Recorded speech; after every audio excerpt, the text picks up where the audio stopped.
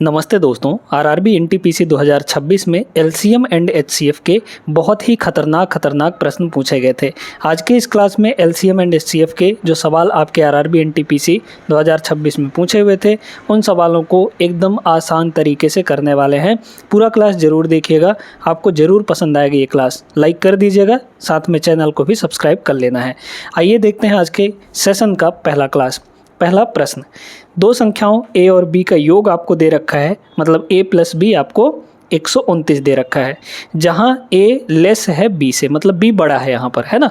a और b का HCF और LCM दे रखा है। HCF 3 दिया है और LCM यहाँ पर 1350 दे रखा है। हमें 1/a माइनस 1/b का मान निकालना है। हम इसको सॉल्व नहीं करने जाएंगे, ठीक है, थोड़ा सा दिमाग लगाएंगे यहाँ पर, क्योंकि सॉल्व करेंगे तो बेसिक से सॉल्व करना पड़ेगा और बहुत ज़्यादा समय लग जाएगा, इसलिए थोड़ा सा दिमाग का उपयोग करेंगे। यहाँ पे पूछा गया है 1/a माइनस 1/b, इसकी वैल्यू पूछी गई है। अगर हम इसको सॉल्व करेंगे तो b इधर आएगा, 1 से मल्टीप्लाई होगा, तो b माइनस a इधर आएगा, a हो जाएगा, और नीचे क्या होगा, a इंटू बी होगा, ठीक है। अब बड़े ध्यान से सुनिए, यहाँ पे एक चीज़ ये बोला है कि a लेस है b से, मतलब b जो है वो बड़ी वैल्यू है। तो b अगर बड़ी वैल्यू है तो बड़ी वैल्यू में से छोटी वैल्यू को अगर माइनस करेंगे तो ये वैल्यू कैसी आएगी हमारे पास, ये वैल्यू पॉजिटिव आएगी, है ना। ये वैल्यू हमारे पास पॉजिटिव आएगी। अब अगर ये वैल्यू पॉजिटिव आएगी तो हमारे पास दो ऑप्शन ऑलरेडी ख़त्म हो जाएंगे। ये नेगेटिव वैल्यू है, ये ख़त्म हो गया, नहीं हो सकता, ये भी नहीं हो सकता। अब हम यहाँ पर दो ऑप्शंस के बारे में यहाँ पे देखते हैं, ठीक ना। यहाँ पे एक चीज़ आपको दिया गया है कि a प्लस बी जो है, मतलब दोनों का सम a प्लस बी 129 दिया है। कितना दिया है, 129 दिया है। अब अगर दो संख्याओं का सम 129 दिया है तो उनका जो डिफरेंस होगा वो पक्का है कि 129 से तो कम ही होगा। सीधी सी बात है, क्योंकि a और b दोनों यहाँ पर पॉजिटिव वैल्यू है, तो हम यहाँ से कह सकते हैं कि जो इनका डिफरेंस है वो 129 से कम होगा। डिफरेंस जो है 129 से कम होगा। ऊपर में क्या है, यहाँ पर डिफरेंस है और डिफरेंस 129 से कम होना चाहिए, जबकि पहले ऑप्शन में अगर देखा जाए तो 441 है, 129 से बहुत ज़्यादा है ये, है ना। तो ये ऑप्शन भी आपका एलिमिनेट हो गया। बचा एक ही ऑप्शन है, यहाँ देखिए ये 7 है डिफरेंस, भाई b माइनस a चाहिए ना, तो 7 आएगा। ये आपका करेक्ट आंसर होगा इस सवाल का, ठीक है। तो इस तरीके से आपको सोच विचार के सवालों को लगाना है। बाकी आप सॉल्व अगर करेंगे तो फिर यहाँ पे दिक्कत होगा। सॉल्व कैसे करेंगे, एक सेकंड बता देते हैं। यहाँ पे आपको यहाँ पे बोला गया है HCF 3 है और LCM यहाँ पर 1350 है। HCF अगर 3 है तो दो संख्याएं हम लोग मान सकते हैं यहाँ पर 3x और 3y, है ना, यही मान सकते हैं। इनका सम 129 दिया गया है, तो x प्लस वाई की वैल्यू यहाँ से 3x प्लस 3y की वैल्यू यहाँ पे 129 हो जाएगी। यहाँ से x प्लस वाई की वैल्यू कितनी आएगी, x प्लस वाई की वैल्यू 3 से डिवाइड होगा तो 3 चौके 12, 3 3 9 आ जाएगा, है ना। ये हुआ x प्लस वाई की वैल्यू। अब देखिए यहाँ पे LCM और HCF, ठीक है, LCM और HCF अगर गिवन है तो आपको एक तरीका पता होगा कि दो संख्याओं का मल्टीप्लाई उनके LCM और HCF के मल्टीप्लाई के बराबर होता है। तो दोनों संख्याएं हमारे पास क्या क्या है, यहाँ पे एक 3x माने हैं हमने और एक यहाँ पर 3y माना है। इनका जो प्रोडक्ट होगा उनके LCM HCF के प्रोडक्ट के बराबर होगा। HCF 3 है, LCM यहाँ पर 1350 है, ठीक है, ये हो जाएगा। और 3 से काट लेंगे इसको हम लोग, अगर 3 से ये काटेंगे तो ये 3 से कट जाएगा, ये भी कटेगा क्या, हाँ 3 से ये भी कट जाएगा। तो 3 से इसको काटिए, 3 चौके 12, 1 बचा, 3 बचे 15, ये 450 आ जाएगा। यानी x इंटू वाई की जो वैल्यू है, x इंटू वाई की जो वैल्यू है वो 450 के बराबर आ गई, ठीक है। हमें x प्लस वाई पता है, हमें x इंटू वाई पता है, तो हम वहाँ से y माइनस x निकालने का प्रयास करेंगे, क्योंकि जब हम यहाँ पे रखेंगे इसको a की वैल्यू यहाँ पे 3x और b की वैल्यू 3y रखेंगे, तो ये हमारा सारी चीज़ें, इसमें फिर बहुत पंचायत लगेगा, अलजेब्रा का फॉर्मूला लग जाएगा, है ना। तो इतना सब लंबा चौड़ा करने से अच्छा है कि आप थोड़ा सा दिमाग लगा लीजिए, ठीक है। आगे चलिए, नेक्स्ट चलिए इस सवाल को देखिए, इसमें बहुत फंस जा रहे थे बच्चे। क्या कर रहे थे, यहाँ पर 3 धनात्मक पूर्णांक ए, बी और सी दिया है। GCD का मतलब होता है ग्रेटेस्ट कॉमन डिवाइजर, यानी HCF ही समझिए यहाँ पर, है ना। HCF का ही दूसरा नाम GCD होता है। तो HCF A और B का दिया गया है। A और B का जो HCF दिया गया है पहले लिख लेते हैं, ठीक है। A और B का जो HCF दिया गया है वो 12 दिया गया है। फिर इसके बाद B और C का HCF, B और C का HCF 18 दिया गया है, ठीक है। फिर इसके बाद C और A का HCF 6 के बराबर दिया गया है। आपसे पूछा गया है यदि किसी धनात्मक पूर्णांक k के लिए a + b + c = 6k है तो k का न्यूनतम संभावित मान क्या होना चाहिए, है ना।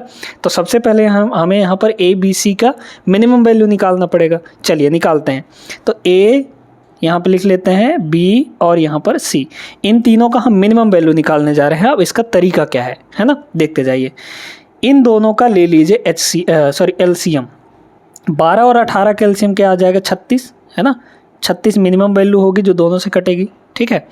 तो 36, 12 और 18 का LCM, हमें LCM निकालना है। अब इसमें देखिए, इसमें और इसमें क्या कॉमन है, B कॉमन है। तो ये जो 36 आया है B की वैल्यू होगी। तो B की मिनिमम वैल्यू है ये, है ना, सबसे छोटी वैल्यू है, और बड़ी से बड़ी हो सकती है, कोई दिक्कत नहीं है, ठीक।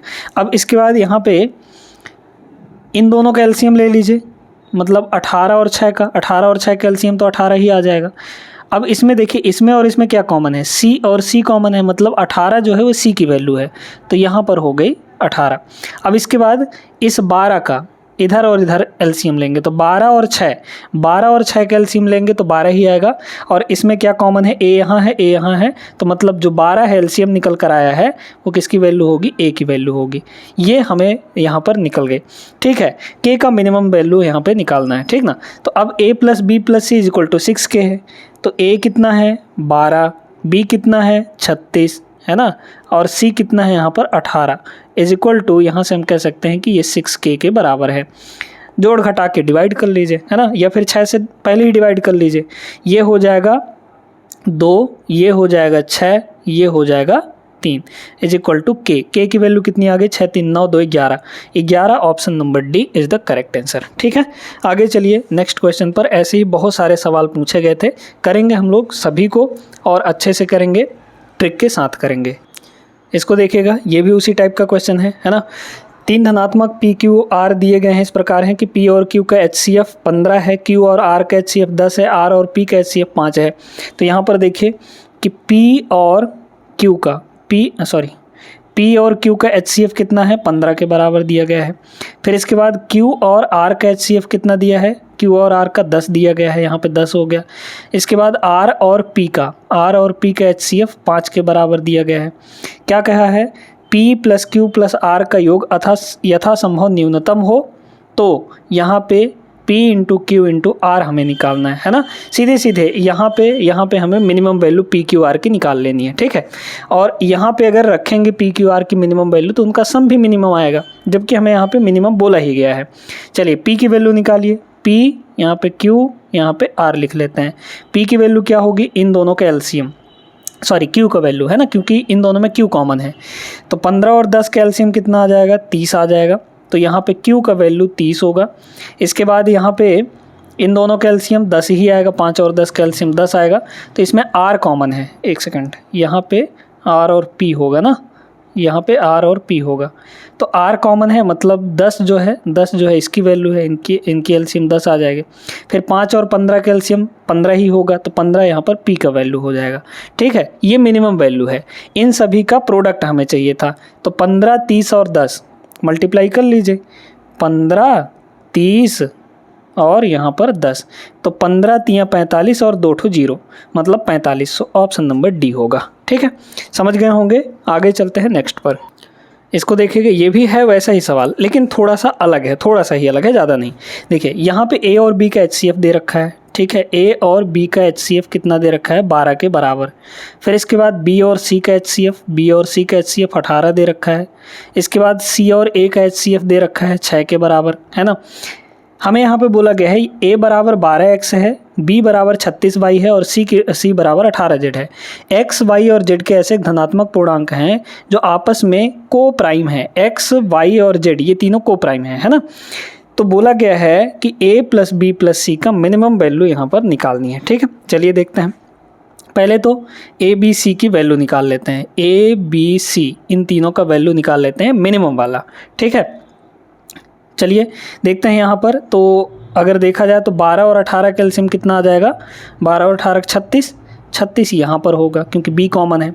इन दोनों कैल्शियम 18 आएगा तो ये हो गया 18, और यहाँ पे 12 और 6 कैल्शियम 12 आएगा, मतलब ये हो गया 12 अपने पास। ठीक है, इतनी बात सभी को समझ में आ गई होगी। अब अगर हम इन सब को टोटल करेंगे तो हमें ऑप्शन नहीं मिलेगा, है ना, भले ही ये मिनिमम वैल्यू है। लेकिन आप यहाँ पर देख पा रहे हैं कि ए की वैल्यू 12x है, ए की वैल्यू कितनी है 12x है, बी की वैल्यू यहाँ पे बी की वैल्यू कितनी है 36y है, 36y है, और सी की वैल्यू यहाँ पर 18z है ना, 18z है।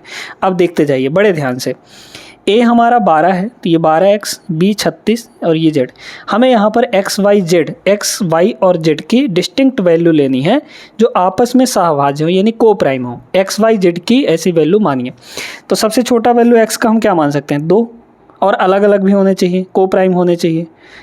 यहाँ पर 3 ले सकते हैं और इसको ले लीजिए 5 अगर, है ना, 2 3 5 मल्टीप्लाई करिए, ये हो जाएगा 24 प्लस ये कितना होगा, क्योंकि इन्हीं सब का सम चाहिए ना, 36 3 108, ये हो जाएगा 108, और प्लस यहाँ पर 18 पंचे 90, सबको जोड़िए भला कितना आएगा, 8 4 12, 2 हो गया, फिर यहाँ पर 9 2 11, 11 और 2, 11 और 2, एक सेकंड 9 1 10, 10 2 12 होगा ना। ठीक है, 12, एक बचा, एक और एक 2, 222 क्या आपके ऑप्शन में है, बिल्कुल है, ऑप्शन नंबर बी करेक्ट होगा। ठीक है, आगे चलिए नेक्स्ट पर। ये भी वैसा ही कुछ टाइप का सवाल है। 3 धनात्मक पूर्णांक ए बी सी निम्नलिखित शर्तों को पूरा करते हैं। GCD यानी वही HCF, ए और बी का HCF कितना दिया है 8 के बराबर, है ना। फिर इसके बाद बी और सी का HCF कितना है 12 के बराबर। फिर इसके बाद सी और ए का HCF कितना है 4 के बराबर। ए बी सी, अच्छा LCM A plus B plus sorry A B C तीनों का एलसीएम 240 है। अब यहाँ पे नया चीज़ दे दिया, हमें ए प्लस बी प्लस सी का मिनिमम वैल्यू देखना है। ठीक है, चलिए तो पहले ए बी और सी निकाल लेते हैं, कितना कितना होगा बताइए। इन दोनों का एलसीएम 8 और 12, 8 और 12 का एलसीएम 24, हाँ ठीक है 24, बी कॉमन है तो ये बी की वैल्यू हो जाएगी 24। फिर इसके बाद इन दोनों का एलसीएम 12 ही आएगा तो यहाँ होगा 12, सी कॉमन है तो 8 और 4 का एलसीएम 8 आएगा तो ए की वैल्यू 8 हो गई। ठीक है, लेकिन अब यहाँ पे अगर देखा जाए तो इन तीनों का जो एलसीएम है, एलसीएम ये मिनिमम वैल्यू है, ठीक ना। एलसीएम तो यहाँ पर 24 ही आएगा क्योंकि 24 तीनों से कट जाएगा, तो एलसीएम जबकि हमें चाहिए 240। ए की वैल्यू 8 है, बी की वैल्यू यहाँ पर 24 है और सी की वैल्यू यहाँ पर 12 है ना। अब इनमें कुछ ना कुछ मल्टीप्लाई होगा, तीनों में नहीं होगा, दोनों में होगा, एक ठो में होगा, किस में होगा, चलिए कर लेते हैं। इनका एलसीएम हमें क्या चाहिए, यहाँ पे एलसीएम चाहिए 240 और साथ में ये भी गड़बड़ नहीं होना चाहिए, है ना। तो थोड़ा दिमाग लगाइए, अगर इसमें देखा जाए तो अभी इन तीनों का एलसीएम कितना है 24 है ना, लेकिन हमें एक्चुअल में कितना एलसीएम चाहिए 240 चाहिए। इस 240 में क्या एक्स्ट्रा है 24 और 10, और 10 को हम लोग क्या लिख सकते हैं 24 × 10, और 10 को लिखा जा सकता है 2 × 5, 2 × 5 लिखा जा सकता है, और 1 × 10 भी लिखा जा सकता है। अब इसको देखते हैं, इसमें देखिए ये जो यहाँ पर ये 2 और 5 इनको किसी एक के साथ किसी 2 के साथ मल्टीप्लाई करिए। तो यहाँ पर करना क्या होगा आपको, जो ये छोटी वैल्यू है इस छोटी वैल्यू को इसमें सबसे बड़े नंबर के साथ मल्टीप्लाई करिए। सबसे बड़ा नंबर कौन है, यहाँ पर 5 है, इन दोनों को मल्टीप्लाई करेंगे कितना आ जाएगा 120। ठीक है, और ये जो बड़ी वैल्यू है, एक सेकंड 2 का मल्टीप्लाई होगा ना यहाँ पे, ठीक ना, छोटी वैल्यू को सबसे बड़ी वैल्यू के साथ, तो यहाँ पे 2 से मल्टीप्लाई होगा तो ये हो जाएगा 24 दूना 48। ठीक है, और ये जो बड़ी वैल्यू है यहाँ पे इसको मल्टीप्लाई करना है सबसे छोटे वैल्यू के साथ, मतलब इसके साथ, तो कितना आ जाएगा ये 40 बन जाएगा। इसके साथ कुछ मत करिए 12। अब थोड़ा सा चेक करते हैं क्या हमारा सारा कंडीशन फुलफिल हो रहा है। देखिए हमें तीनों का एलसीएम कितना चाहिए 240, 240 मिलेगा क्योंकि 240 अगर इसमें कॉमन देखा जाए तो 4 सब में कॉमन है। ठीक है, 4 सब में अगर कॉमन निकालेंगे तो यहाँ बचेगा 10, फिर अच्छा एक सेकंड एक सेकंड भाई, 12 और 48 का एलसीएम तो 48 ही होगा, 48 और 40 का एलसीएम हमें चाहिए। तो 48 और 40 में क्या कॉमन है, 4 कॉमन है, तो यहाँ हो जाएगा 10, और यहाँ 4 अगर कॉमन लेंगे, यहाँ से 4 अगर कॉमन लेंगे तो 12 बचेगा, या फिर अगर हम लोग देखें तो 8 कॉमन ले सकते हैं, ठीक है, 8 यहाँ पर कॉमन लिया जा सकता है। 8 अगर कॉमन लेंगे तो इन दोनों में क्या बचेगा, 5 और यहाँ पर 3 है ना, सॉरी 6 बचेगा, तो इनमें कुछ कॉमन नहीं है, तो 5 6 के 30, 30 8 240, ठीक है। इन तीनों का एलसीएम हमारे पास 240 मिल रहा है। अब इसके बाद ए और बी का एचसीएफ 8 होना चाहिए। इनको देखिए, सबसे बड़ा कॉमन क्या है, 8, इसमें भी 8, इसमें भी है, ठीक है। बी और सी का एचसीएफ 12 होना चाहिए, यहाँ 12 दोनों में है, ठीक है।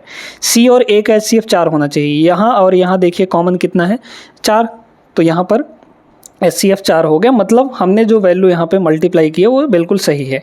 तो बस ए बी सी तीनों की वैल्यू मिल चुकी है, हमें तीनों का सम चाहिए, सबको प्लस कर लीजिए, कितना होगा 60, 60 और 40 100 हो जाएगा, है ना, ये आ गया 100 के बराबर, ऑप्शन नंबर फर्स्ट, ठीक है। आगे बढ़िए नेक्स्ट पर। अगला सवाल देखिए, दो संख्याओं x और y का गुणनफल यहाँ पे 6760 दिया गया है, ठीक है। x एवं y का HCF 13 है, ठीक ना। तो यहाँ पर आपको x ग्रेटर देन y दे रखा है, तो संभावित युग्मों x और y की संख्या कितनी होगी, कितने पेयर्स बनेंगे, ठीक है। बड़ा सिंपल सा क्वेश्चन है ये। देखिए, अगर HCF दे रखा है दो संख्याओं का, है ना, तो आप दो संख्याएं मान सकते हैं। अगर HCF 13 दिया है तो हम एक संख्या मान सकते हैं यहाँ पर 13A, और एक संख्या मान सकते हैं 13B। एक चीज़ का ध्यान रखना है कि ए और बी में कुछ भी कॉमन नहीं होना चाहिए, मतलब ए और बी आपस में को प्राइम होने चाहिए। क्यों ऐसा हम इसलिए कह रहे हैं, क्योंकि यहाँ पे जो भी कॉमन होना था बड़ा से बड़ा, वो 13 हो चुका है कॉमन, क्योंकि एचसीएफ हमें 13 दिया गया है, तो एचसीएफ ही तो हमारा सबसे बड़ा कॉमन नंबर होता है, तो 13 हमारा कॉमन हो चुका है। अब ए और बी में कुछ कॉमन नहीं होना चाहिए, ठीक है। अब इसके बाद इनका जो गुणनफल है वो कितना दे रखा है, दोनों संख्याओं का 6760 दे रखा है, ठीक है। यहाँ से काट पीट लीजिए, 13 से इसको काटेंगे, 13 से अगर हम काट दें इसको तो 13 पचे 65, बचा यहाँ पर 2, तो 13 दूना 26, मतलब ये। फिर 13 से कटेगा तो 13 चौके 52, यानी कि 40 आ जाएगा। यहाँ पे हुआ a इंटू बी, ठीक है। अब हमें यहाँ पे a और b ऐसे रखने हैं कि यहाँ पर कुछ भी कॉमन नहीं होना चाहिए, है ना, a और b में। तो क्या क्या हो सकता है, 1 इंटू 40, है ना, 1 इंटू 40, फिर 2 और 20 हो सकता है, लेकिन 2 और 20 में तो कुछ भी 2 और 20 में तो कॉमन हो जाता है 2, जबकि हमें कॉमन चाहिए नहीं।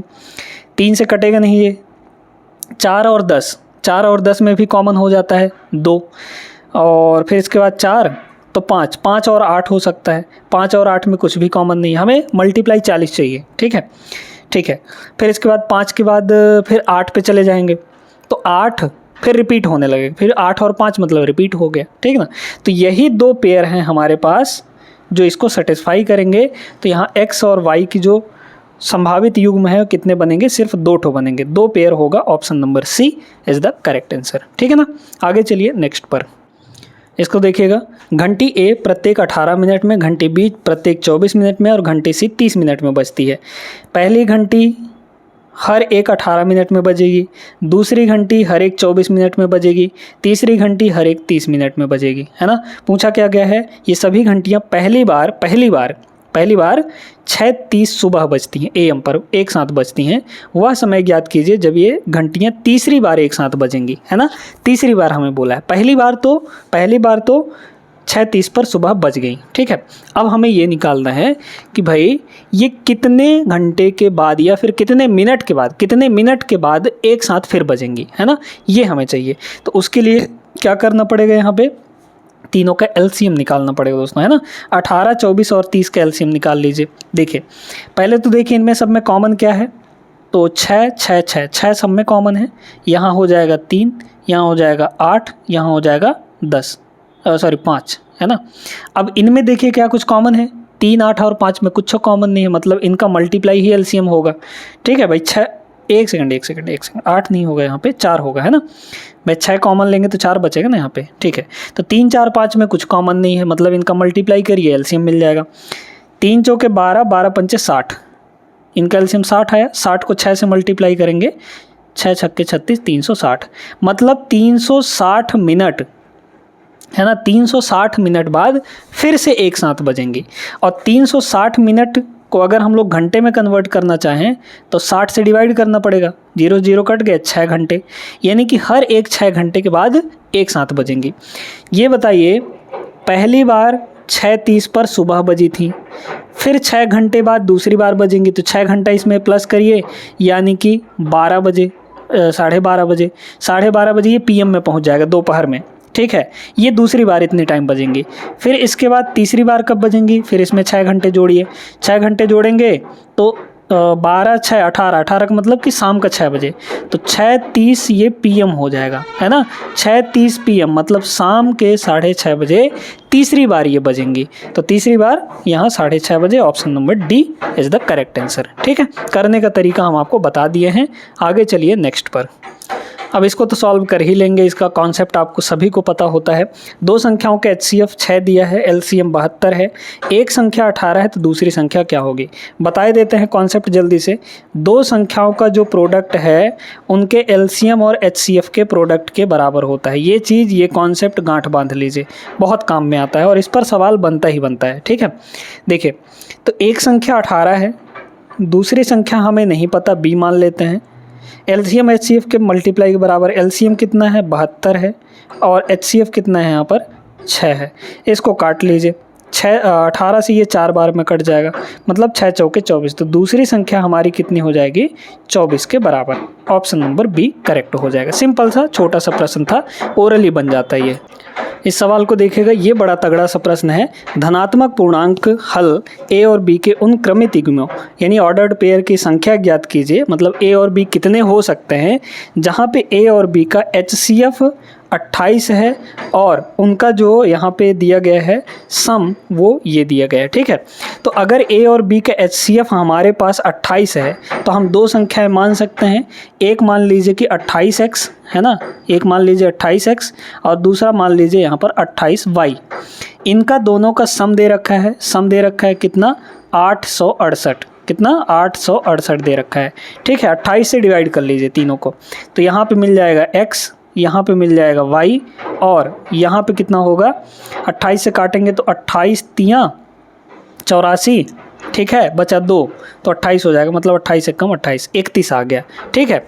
अब इसमें हमें x और y कॉमन नहीं आने चाहिए, ठीक है, x और y में कुछ भी कॉमन नहीं होना चाहिए और हमें सम 31 के बराबर। तो जैसे 1 और 30 ले सकते हैं, बिल्कुल 1 और 30 ले सकते हैं।